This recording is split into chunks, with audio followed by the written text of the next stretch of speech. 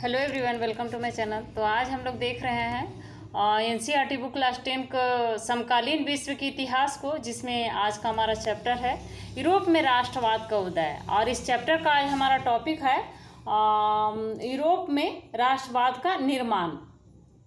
तो आज हम लोग देखेंगे यूरोप में राष्ट्रवाद का निर्माण को। इससे पहले हम लोगों ने देखा था कि 19वीं शताब्दी में यूरोपीय महाद्वीप में राष्ट्रवाद की एक लहर चली, जिसमें यूरोपीय देशों का कायाकल्प कर दिया था। जर्मनी, इटली, रोमानिया आदि जो नवनिर्मित देश जो थे वो कई क्षेत्रीय राज्यों को मिला करके बने और जिनकी राष्ट्रीय पहचान समान थी, एक समान था। यूनान, पोलैंड और बल्गारिया को अगर हम देखें तो स्वतंत्र होकर राष्ट्र बने और राष्ट्रवादी चेतना का उदय यूरोप में पुनर्जागरण काल से ही शुरू हो चुका था। 1789 ईस्वी के फ्रांसीसी क्रांति ने यह सशक्त रूप लेकर प्रकट हुआ और 18वीं सदी के कई देश जैसे जर्मनी, इटली और स्विट्जरलैंड आदि उन रूप में नहीं थे जैसा कि आज हम देखते हैं। 18वीं शताब्दी के मध्य में जर्मनी, इटली और स्विट्जरलैंड राजशाहियों, डचों और कैटनों में बटे हुए थे, जिनको शासकों के स्वायत्तता क्षेत्र थे। और इसी प्रकार पूर्वी और मध्य यूरोप निरंकुश राजतंत्रों के अधीन थे और इन क्षेत्रों में तरह तरह के लोग रहा करते थे। और वे अपने आप को एक सामूहिक पहचान या किसी समान संस्कृति का भागीदार नहीं मानते थे। और ऐसी स्थिति राजनीतिक एकता को आसानी से बढ़ावा देने वाली नहीं थी और इन तरह तरह के समूहों को आपस में बांधने वाला तत्व केवल सम्राट के प्रति सबकी निष्ठा थी।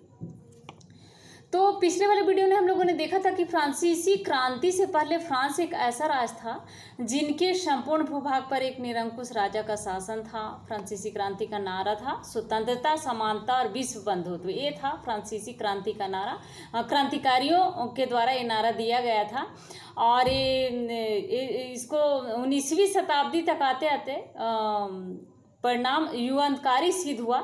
और इसके बाद जब नेपोलियन फ्रांस का सम्राट बनता है तो नेपोलियन ने तो पूरा तो सत्ता ही बदल दिया था।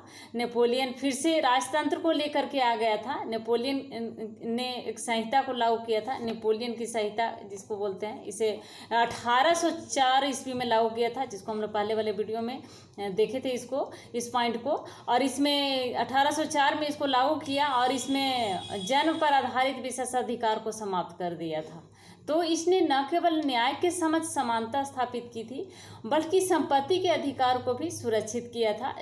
जो नेपोलियन था वो राजतंत्र तो लाया था लेकिन बहुत सारा प्रशासनिक सुधार भी किया था।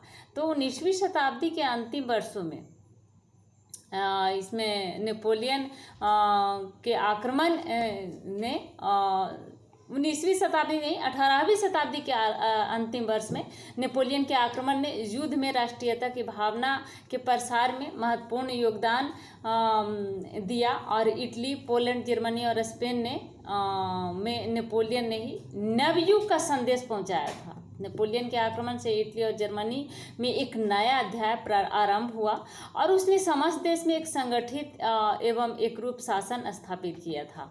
तो इससे यहाँ राष्ट्रीयता के विचार उत्पन्न हुए और इसी राष्ट्रीयता की भावना ने जर्मनी और इटली को मात्र भौगोलिक अभिव्यक्ति की सीमा से बाहर निकालकर उसे वास्तविक और राजनीतिक रूप प्रदान की, जिससे इटली और जर्मनी के एकीकरण का मार्ग प्रशस्त हुआ। तो आज हम लोग इसी पॉइंट से आगे बढ़ते हैं। यूरोप में राष्ट्रवाद का निर्माण हुआ कैसे?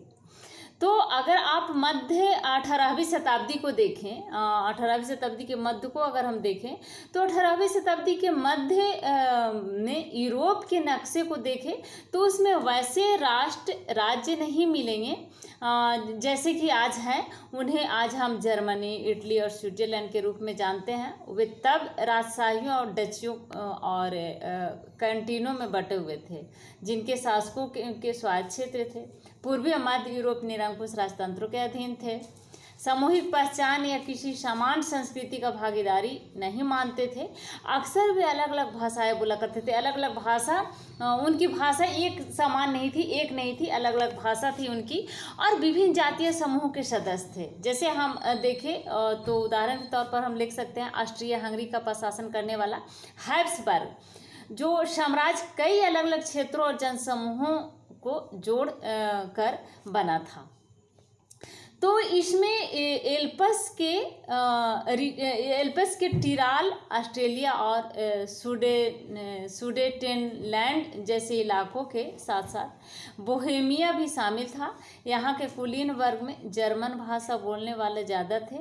हैब्सबर्ग साम्राज्य में लॉम्बार्डी और वेनेशिया जैसे इतालवी भाषी प्रांत भी शामिल थे। हंगरी में आधे लोग मैग्यार भाषा बोलते थे, जबकि बाकी लोग विभिन्न बोलियां का इस्तेमाल करते थे।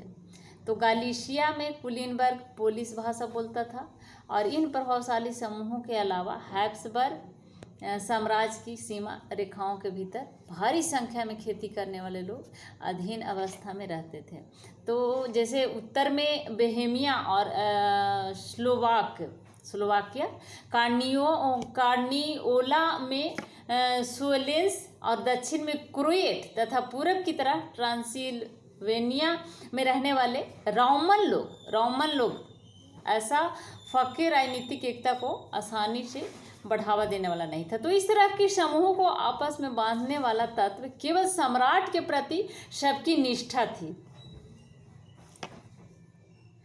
तो राष्ट्रवाद और राष्ट्र राज का विषय कैसे उभरा, राष्ट्रवाद का उदय कैसे हुआ? तो कुलीनबर्ग और नया मध्यम वर्ग, इसका पॉइंट जो आगे वाला है उसमें हम देखेंगे कि कुलीनबर्ग और मध्यम वर्ग जो दो वर्ग थी, तो इसमें सामाजिक और राजनीतिक रूप से जमीन का मालिक कुलीनबर्ग और यूरोपीय महाद्वीप का सबसे प्रभावशाली वर्ग था। तो इस वर्ग के सदस्य एक साझा जीवन शैली से बंधे हुए थे और जो क्षेत्रीय विभाजनों के आर पर व्याप्त थी। तो वे ग्रामीण इलाकों में जायदाद और शहरी हवेलियों के मालिक थे। राजनीतिक कार्यों के लिए उन वर्गों के बीच वे फ्रेंच भाषा का प्रयोग करते थे। उनके परिवार अक्सर वैवाहिक बंधनों से आपस में जुड़े होते थे, मगर यह शक्तिशाली कुलीन वर्ग के लिहाजा से एक छोटा सा समूह था, क्योंकि जनसंख्या के अधिकांश लोग कृषक थे।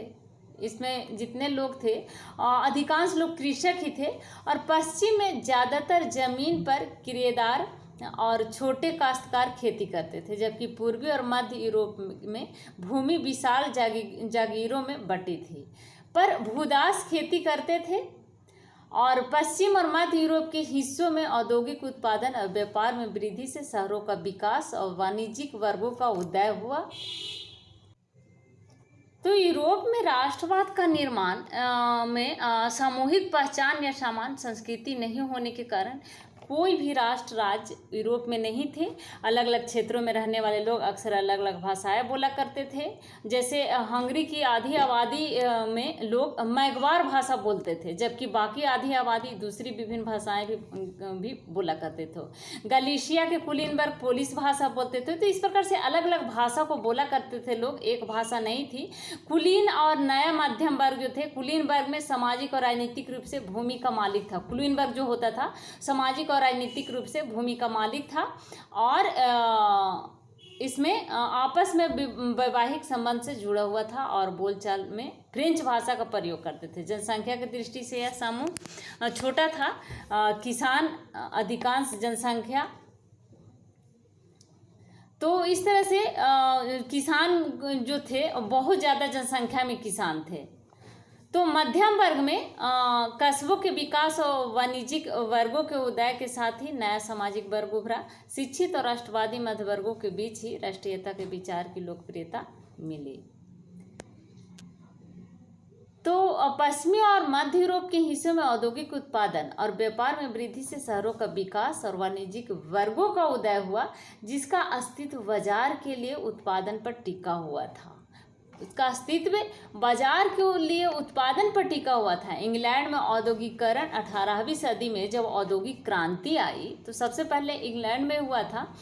तो औद्योगिकरण 18वीं सदी के दूसरे भाग में आरंभ हुआ और फ्रांस और जर्मनी के राज्यों के कुछ हिस्सों में या 19वीं शताब्दी के दौरान हुआ था। तो औद्योगिक क्रांति सबसे पहले इंग्लैंड में हुआ था। इसका कारण था कि वहाँ पर भाप वाली मशीन का आविष्कार हुआ था इंग्लैंड में ही, इसीलिए औद्योगिक क्रांति सबसे पहले इंग्लैंड में हुआ। तो उसके बाद और अन्य भागों में भी इसका आरंभ हुआ और फ्रांस और जर्मनी के राज्यों के कुछ हिस्सों में यह 19वीं शताब्दी के दौरान ही हुआ और इस प्रक्रिया के फलस्वरूप नए सामाजिक समूह अस्तित्व में आए। श्रमिक वर्ग के लोग और मध्यम वर्ग जो उद्योगपतियों, व्यापारियों और सेवा क्षेत्र के लोगों से बने, तो मध्य और पूर्वी यूरोप में इन समूहों का आकार 19वीं सदी के अंतिम दशकों तक छोटा था।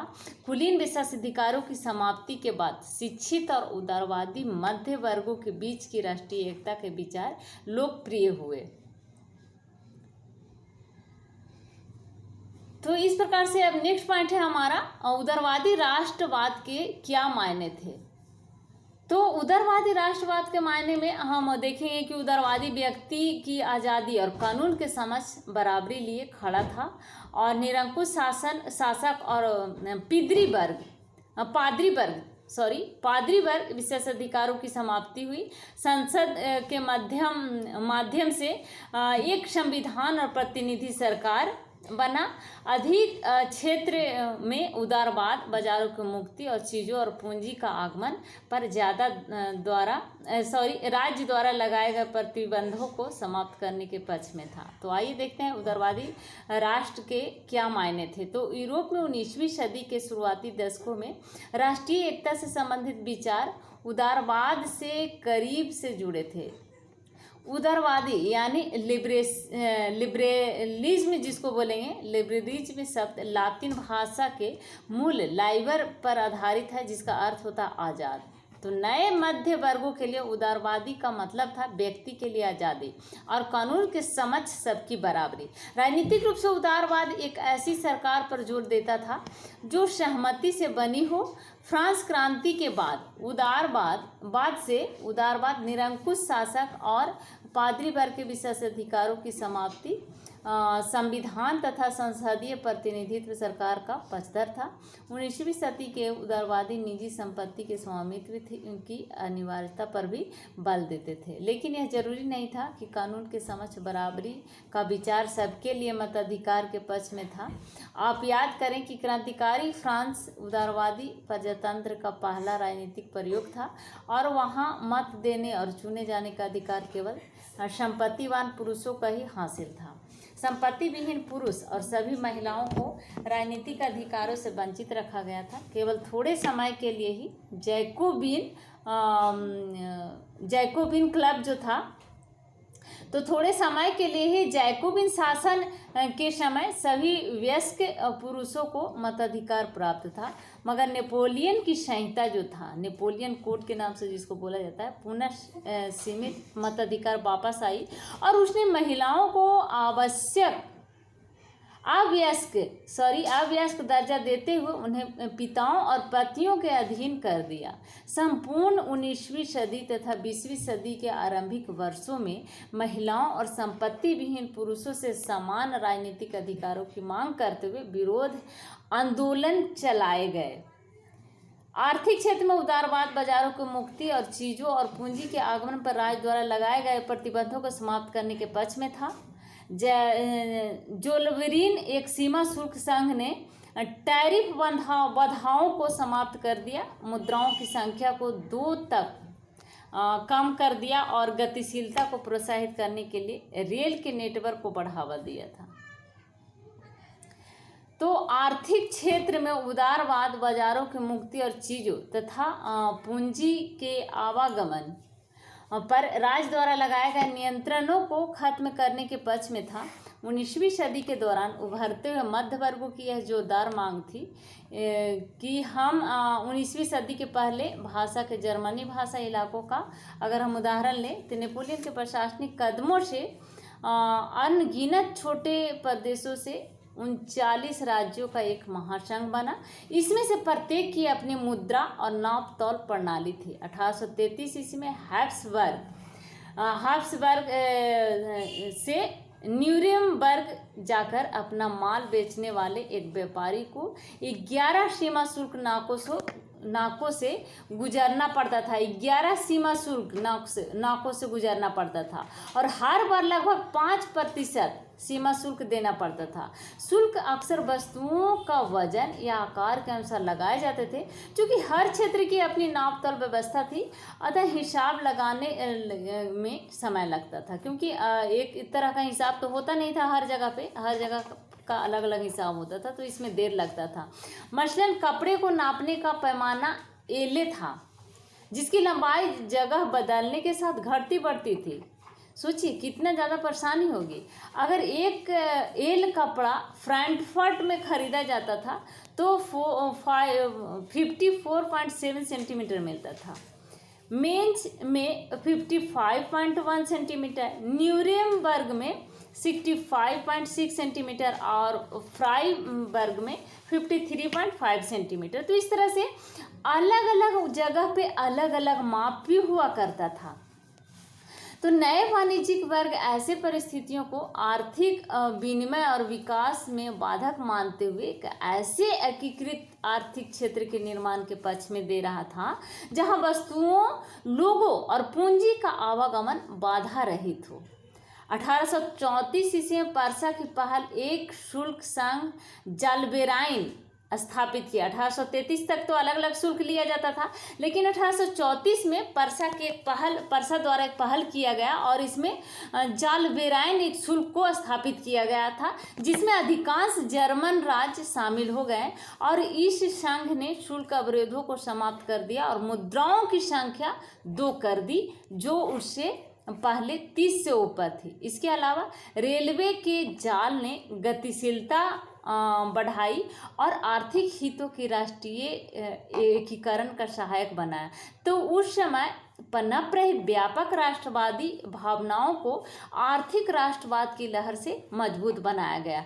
तो राष्ट्रवाद का जो निर्माण हुआ, राष्ट्रवाद के निर्माण में आर्थिक लहर भी एक बहुत बड़ा महत्वपूर्ण काम किया, बहुत बड़ा महत्वपूर्ण योगदान रहा उसका भी। राष्ट्रवादी भावनाओं को आर्थिक राष्ट्रवाद की लहर ने भी मजबूत बनाया। तो इस प्रकार से आप देख सकते हैं कि यूरोप में राष्ट्रवाद का लहर का निर्माण कैसे हुआ, राष्ट्रवाद का निर्माण कैसे हुआ। वियना कांग्रेस 1815 ईस्वी में ब्रिटेन, पर्सा और रूस और ऑस्ट्रेलिया जैसी यूरोपीय शक्तियां जिन्होंने मिलकर नेपोलियन को हराया था, के प्रतिनिधित्व यूरोप के लिए एक समझौता तैयार करने के लिए वियना में इकट्ठा हुए, जिनकी अध्यक्षता ऑस्ट्रिया के चांसलर ड्यूक मेटरनिख ने की थी। ऑस्ट्रेलिया के चांसलर थे उस समय ड्यूक मेटरनिख, तो उन्होंने ही इसकी अध्यक्षता की थी। वर्साय में हुए एक समारोह में पर्सा के राजा विलियम प्रथम को जनवरी 1871 ईस्वी में जर्मनी का सम्राट घोषित किया गया था और 1861 में इमैनुएल द्वितीय को एकीकृत इटली का राजा घोषित किया गया था। राष्ट्रवादी संघर्षों में महिलाओं की भी भूमिका बहुत ज़्यादा रही। राष्ट्रवादी आंदोलन में सभी यूरोपीय राज्यों जैसे फ्रांस, इटली की औरतों ने सक्रिय योगदान निभाया। महिलाओं ने अपने समाचार पत्र शुरू किए, अनेक स्वतंत्र राजनीतिक संगठन बनाए और प्रदर्शन में भी भाग लिया। तो इस प्रकार से हम कह सकते हैं कि महिलाओं का भी बहुत बड़ा योगदान था। इतना होने पर भी उन्होंने असेंबली के चुनाव में मतदान का भी अधिकार नहीं था। महिलाओं को मतदान देने का भी अधिकार नहीं था असेंबली चुनाव में उस समय।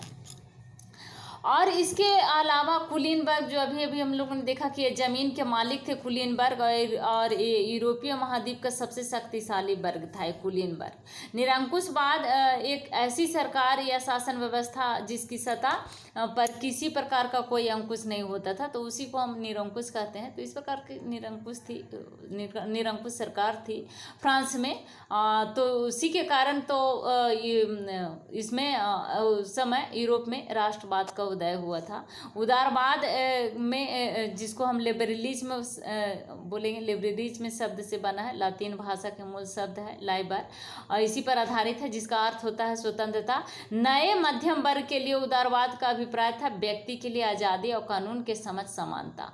जनसंग्रह क्या है, जो अभी हम लोगों ने पढ़ा, तो जनसंग्रह एक प्रत्यक्ष मतदान जिसके द्वारा एक क्षेत्र को सारी जनता से किसी प्रस्ताव को स्वीकार या अस्वीकार करने के लिए पूछा जाता है। इससे पहले हम लोगों ने पढ़ा एक पॉइंट था रूढ़िवाद।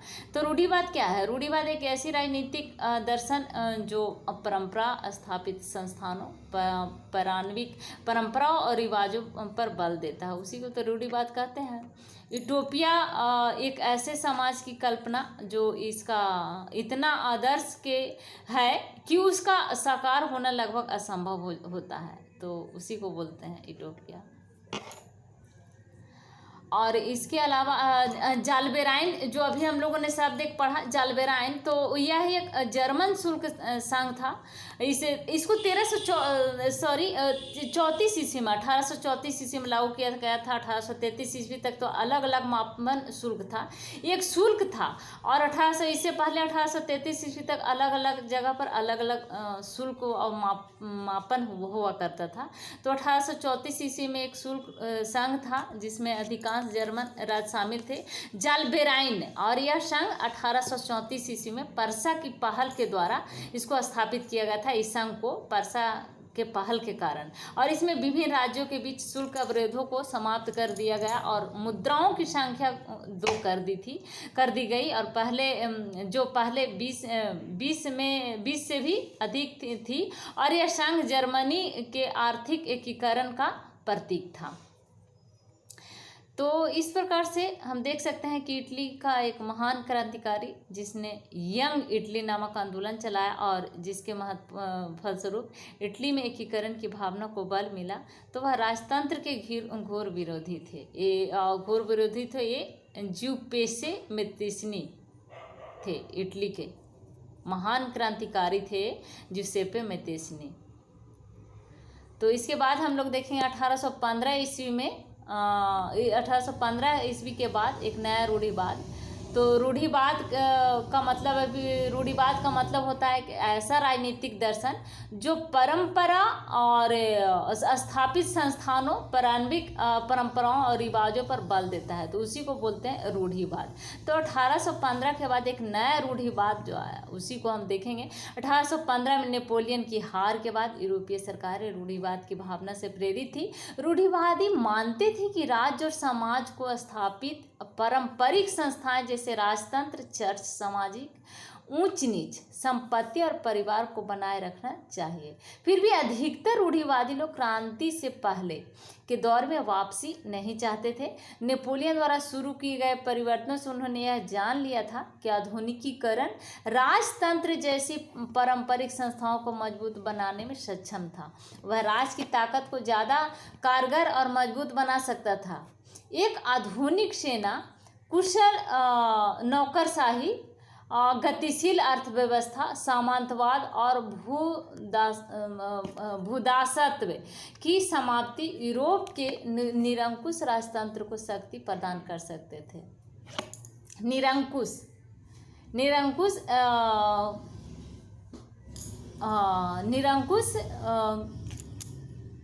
राजतंत्रों की शक्ति प्रदान कर सकते थे।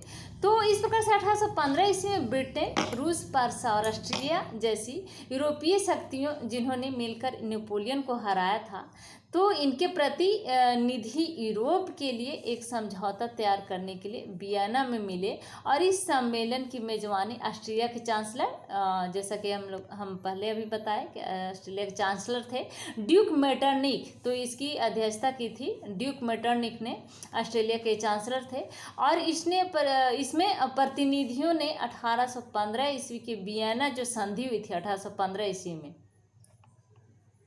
तो इस संधि को तैयार की, जिसका उद्देश्य था उन कई सारे बदलावों को खत्म करना था जो नेपोलियन युद्धों के दौरान हुए थे। नेपोलियाई युद्ध के दौरान जो बदलाव हुए थे उसको समाप्त करना था और इसी कारण इसको लाया गया था। इस संधि का मुख्य उद्देश्य वही था। फ्रांसीसी क्रांति के दौरान हटाए गए बुर्बो वंश को सत्ता में बहाल किया गया और फ्रांस ने उन इलाकों को खो दिया जिन पर कब्जा उसने नेपोलियन के अधीन किया था। फ्रांस की सीमाओं पर कई राज्य कायम कर दिए गए ताकि भविष्य में फ्रांस विस्तार न कर सके। तो इस प्रकार से नीदरलैंड का राज स्थापित किया गया और जिसमें बेल्जियम शामिल था और दक्षिण में पिडमॉन्ट में जोनोआ जोड़ दिया गया। पर्सा को उसकी पश्चिमी सीमाओं पर महत्वपूर्ण नए इलाके दिए गए जबकि ऑस्ट्रिया को उत्तरी इटली का नियंत्रण सौंपा गया था। ऑस्ट्रिया को उत्तरी इलाकों का नियंत्रण सौंपा गया था मगर नेपोलियन ने 39 राज्यों का जो जर्मन महासंघ स्थापित किया था उसे बरकरार रखा गया। पूर्व में रूस को पोलैंड का एक हिस्सा बना दिया गया। रूस को पोलैंड का एक हिस्सा बना दिया गया था जबकि पर्सा को सैक्सनी का एक हिस्सा प्रदान किया गया था। तो इस सब का मुख्य उद्देश्य क्या था? इस सब का मुख्य उद्देश्य उन राजतंत्रों की बहाली करना था जिन्हें नेपोलियन ने बर्खास्त कर दिया था। नेपोलियन के द्वारा जो बर्खास्त किया गया था उसको जिन उद्देश्यों को नेपोलियन द्वारा बर्खास्त किया गया था तो उसका उद्देश्य ही था नेपोलियन को के द्वारा जो बर्खास्त किए गए थे राजतंत्रों की जो बहाली थी उसको जो बर्खास्त किया गया था उसको उसको फिर से लागू करना, साथ ही यूरोप में एक नई रूढ़िवादी व्यवस्था कायम करने का लक्ष्य भी था। तो रूढ़िवादी व्यवस्था कैसा होगा? रूढ़िवादी का मतलब ये होता है कि ऐसा राजनीतिक दर्शन जो परंपरा स्थापित संस्थानों परंपराओं और रिवाजों पर बल देता है, उसी को तो रूढ़िवादी कहते हैं। तो वही रूढ़िवादी व्यवस्था कायम करने का लक्ष्य भी था।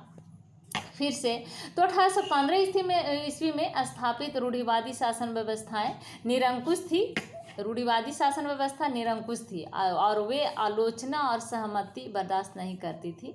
उन्होंने उन गतिविधियों को दबाना चाहा जो निरंकुश सरकार को वैधता पर सवाल उठाती थी। जिसने निरंकुश सरकार की वैधता पर सवाल उठाई उसे उन्होंने दबाना चाहा। ज़्यादातर सरकारों ने सेंसरशिप के नियम बनाए थे। सेंसरशिप के नियम जिसका उद्देश्य अखबारों, किताबों, नाटकों और गीतों में व्यक्त उन बातों पर नियंत्रण लगाना था ताकि कोई अखबारों द्वारा, किताबों द्वारा और नाटकों के द्वारा सरकार पर उंगली नहीं उठा सके, सरकार को अगेंस्ट में बात ना कर सके। तो इस प्रकार से उस पर इसीलिए यही कारण उद्देश्य से इस पर नियंत्रण लगाया गया था जिससे फ्रांसीसी क्रांति से जुड़े स्वतंत्रता मुक्ति के विचार झलकते थे। लेकिन फिर भी फ्रांसीसी क्रांति की स्मृति उदारवादियों को लगातार प्रेरित कर रही थी। नई रूढ़िवादी व्यवस्था के आलोचक उदारवादी राष्ट्रवादियों द्वारा उठाया गया एक मुख्य मुद्दा था प्रेस की आज़ादी। प्रेस की आज़ादी एक बहुत ही महत्वपूर्ण मुद्दा था। प्रेस की आज़ादी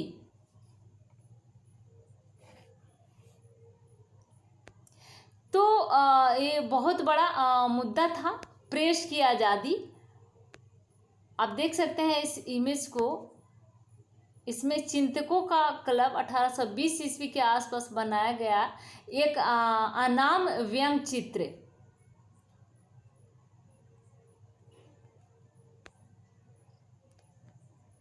तो 1815 के वर्षों के दमन के भय ने अनेक उदारवादी राष्ट्रवादियों को भूमिगत कर दिया। अनेक जो उदारवादी राष्ट्रवादी थे वो भूमिगत हो गए थे। बहुत सारे यूरोपीय राज्यों में क्रांतिकारियों को प्रशिक्षण देना और विचार को प्रसार करने के लिए गुप्त संगठन उभर कर आया। गुप्त संगठन बनाना शुरू किया उन लोगों ने। गुप्त संगठन को गुप्त बनाए रखा और उस समय क्रांतिकारी होने का मतलब उन राजतंत्रीय व्यवस्थाओं का विरोध करने से था जो वियना कांग्रेस के बाद स्थापित की गई थी। तो साथ ही स्वतंत्रता मुक्ति के लिए प्रतिबद्ध होना और संघर्ष करना क्रांतिकारी होने के लिए जरूरी था। तो ज़्यादातर क्रांतिकारी राष्ट्र राज्यों की स्थापना को आज़ादी के इस संघर्ष का अनिवार्य हिस्सा मानते थे। बहुत सारे क्रांतिकारी जो थे इसको राष्ट्र राज्यों की स्थापना को आज़ादी के इस संघर्ष को अपना अनिवार्य हिस्सा माना करते थे।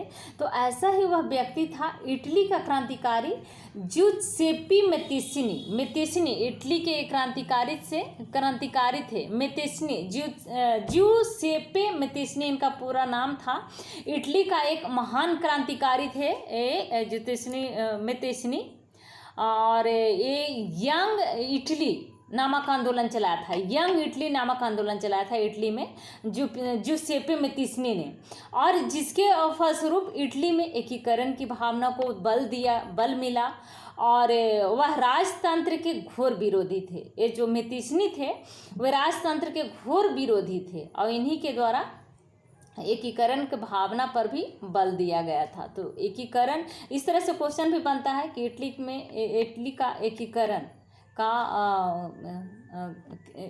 का एकीकरण किसने किया था? तो ज्यूसेप्पे मेत्तिनी ने इटली का एकीकरण किया था। तो वह राजतंत्र के घोर विरोधी भी थे। और उसके बाद आता है गैरिबाल्डी। तो गैरिबाल्डी इटली का महान क्रांतिकारी जो मेत्तिनी का सहयोगी और समकालीन थे। मेत्तिनी के समय में ही थे और उनके सहयोगी थे गैरिबाल्डी। उसने लाल कुर्ती नामक सेना तैयार की थी। लाल कुर्ती नामक सेना तैयार की, जिसकी सहायता से उसने ऑस्ट्रिया को हराया, और उसने इटली की स्वतंत्रता के लिए कई आंदोलन चलाए थे। तो इस प्रकार से ज्यूसेप्पे मेत्तिनी, उनका जन्म 1807 ईस्वी में जेनेवा में हुआ था, और वह कार्बोनारी के गुप्त संगठन का सदस्य बन गया। 24 साल की युवावस्था में लिगुरिया में क्रांति करने के लिए उसे बहिष्कृत कर दिया गया, और उसके बाद उसने 2 और भूमिगत संगठनों की स्थापना की। पहला था मार्सेई में यंग इटली, और दूसरा बर्न में यंग यूरोप, जिसके सदस्य पोलैंड, फ्रांस, इटली और जर्मन राज्यों में समान विचार रखने वाले युवा थे। तो मेत्तिनी का विश्वास था कि ईश्वर की मर्जी के अनुसार राष्ट्र ही मनुष्यों की प्रकृति इकाई थी, अतः इटली छोटे राज्यों और प्रदेशों के पैबंदों की तरह नहीं रह सकता था। उसे जोड़कर राष्ट्रों के व्यापक गठबंधन के अंदर एकीकृत गणतंत्र बनाना ही था। तो यह एकीकरण ही इटली की मुक्ति का आधार हो सकता था, जो मेत्तिनी के द्वारा चलाया गया था।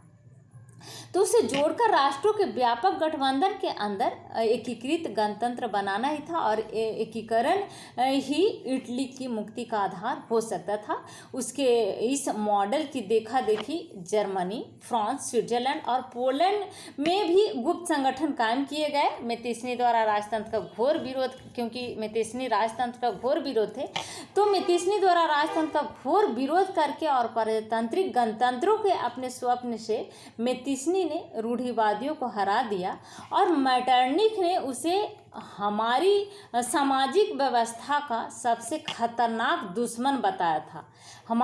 मेटरनिख ने उसे हमारी सामाजिक व्यवस्था का सबसे खतरनाक दुश्मन बनाया था। सबसे खतरनाक दुश्मन सामाजिक व्यवस्था का मेटरनिख ने उसे बताया था। मेटरनिख।